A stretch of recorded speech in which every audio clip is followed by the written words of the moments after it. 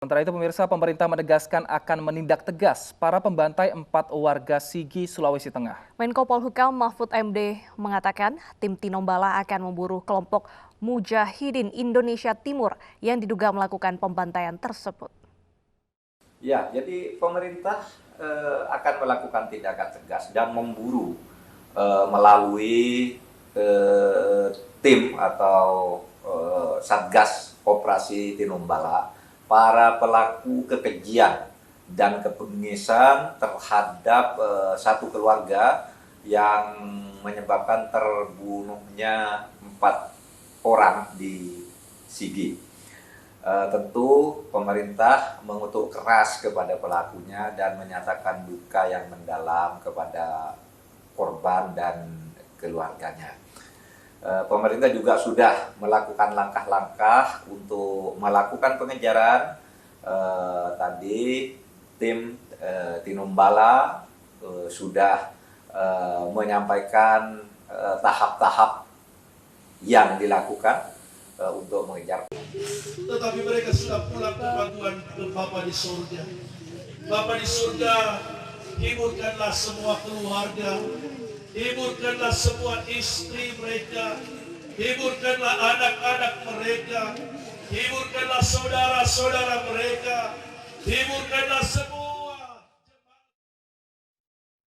Untuk informasi selengkapnya terkait pembunuhan satu keluarga oleh kelompok MIT di Kabupaten Sigi, Sulawesi Tengah, sudah bergabung bersama kami Kabid Humas Polda Sulawesi Tengah, Kombes Pol Didik Supranoto. Selamat sore Pak Didik.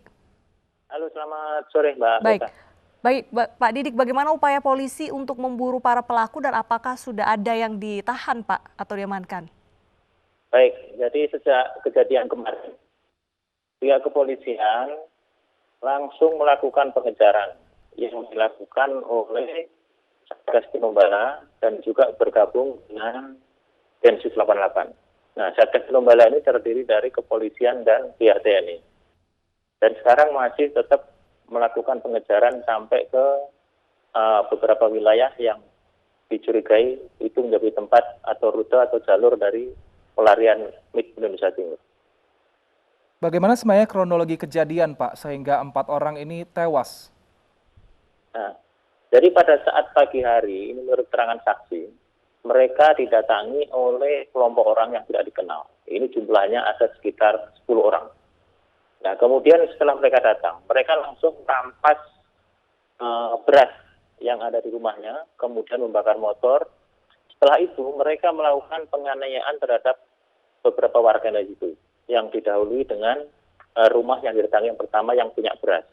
Nah, setelah yang rumah pertama, kemudian mereka bergerak ke rumah-rumah berikutnya, disertai dengan pembakaran rumah yang telah disinggahi oleh kelompok Mujahidin Indonesia Timur. Baik, Pak Didik, sejak kapan kelompok ini mulai meresahkan warga?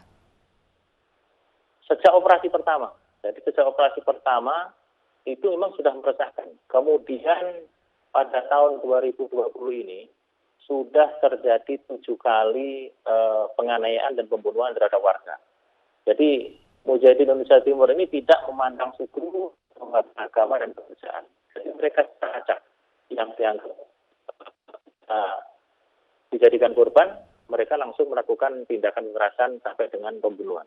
Demikian, Pak. Lalu apa yang membuat kepolisian hingga kini masih belum bisa mengamankan pihak dari MIT ini Pak, sudah 7 kali dalam 1 tahun ini?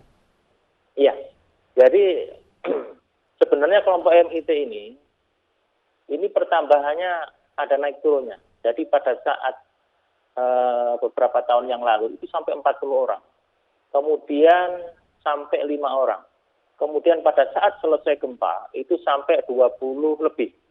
Nah, sekarang masih 11. Karena bukan gampang untuk mengejar ini. Pertama karena medannya. Kemudian mereka selalu bertambah dan bertambahnya ini bukan hanya dari wilayah Sulawesi Tengah. Beberapa yang ketangkep juga dari wilayah luar. Jadi pengkaderan di luar itu masih kemudian bekerjanya atau aktivitasnya berada di wilayah Sulawesi Tengah. Baik, sebenarnya apa target dari kelompok ini? Apakah memang murni mereka ingin merampok ataupun juga menganiaya atau apa Pak sebenarnya target dari kelompok ini? Kalau target teroris jelas, melakukan tindakan teror, menakut-nakuti warga. Kemudian mereka turun itu juga karena mereka sudah terdesak. Beberapa minggu yang lalu ada 2 orang juga yang sempat turun ke wilayah Palu. Kemudian berhasil dilumpuhkan di wilayah Parigi Motong. Nah, mereka sudah terdesak, kemudian mereka berpencar. Kemudian yang kemarin sempat turun dan melakukan keresahan di wilayah Sigi, selain terdesak mereka juga kesulitan logistik. Makanya mereka turun, kemudian merampas beras yang ada dimiliki oleh warga yang ada di wilayah Sigi yang kemarin menjadi korban. Demikian. Baik, apakah ada upaya dari pihak kepolisian untuk mengungsikan sementara warga atau mungkin membuat aturan seperti jam malam agar hal ini tidak terulang kembali, Pak Didik? Kalau jam malam tidak ada, karena di sana sekarang sudah diamankan oleh personel kepolisian. Baik itu di TKP, kemudian di balai desa. Karena setelah kejadian kemarin, warga yang rumahnya terbakar, ini sementara kita ungsikan sambil menunggu perbaikan rumah yang masih sekarang dalam keadaan yang rusak. Dan ini sudah dikoordinasikan dengan pihak pemerintah daerah untuk segera dilakukan perbaikan rumah yang telah dibakar. Demikian. Baik, lalu bagaimana tanggapan warga melihat hal ini, Pak? Sudah ada puluhan bahkan korban dari teror MIT ini. Adakah warga mungkin yang secara khusus meminta pertolongan kepada polisi untuk diamankan, Pak? Baik, jadi kalau permintaan khusus diamankan sampai sekarang tidak ada. Tetapi secara umum mereka menginginkan kepada kepolisian untuk segera bisa menyelesaikan operasi di Poso terkait dengan penangkapan MED. Dan perlu saya sampaikan bahwa pihak kepolisian sampai dengan saat ini telah berupaya semaksimal mungkin bersama dengan TNI dan juga Densus yang tergabung dalam operasi ini. Baik, apakah hingga saat ini kelompok ini masih berupaya merekrut warga untuk masuk dalam komunitasnya? Ya, kalau upaya itu pasti ada. Upaya itu pasti ada, cuman kita sudah melakukan tindakan deradikalisasi. Jadi mereka sudah sangat kesulitan sekarang.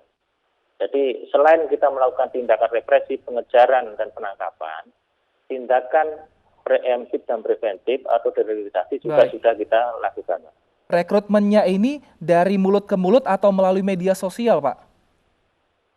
Kalau yang wilayah sekitar ini pasti melalui mulut ke mulut, karena mereka sesekali turun dan ciri khas dari perang gerilya adalah pasti punya pendukung. Nah ini pendukungnya ini lama-kelamaan habis, jadi mereka sudah mulai kewalahan untuk regenerasinya. Makanya masih ada juga, karena yang daerah sekitar sudah tidak ada, makanya ada beberapa yang dari luar yang datang. Seperti yang kemarin ditangkap juga ada yang dari wilayah luar, bukan dari wilayah Sulawesi Tengah. Baik, terima kasih atas informasinya Pak Didik. Semoga pihak kepolisian dan juga TNI bisa terus mencegah adanya kerusuhan ya yang terjadi akibat kelompok ini.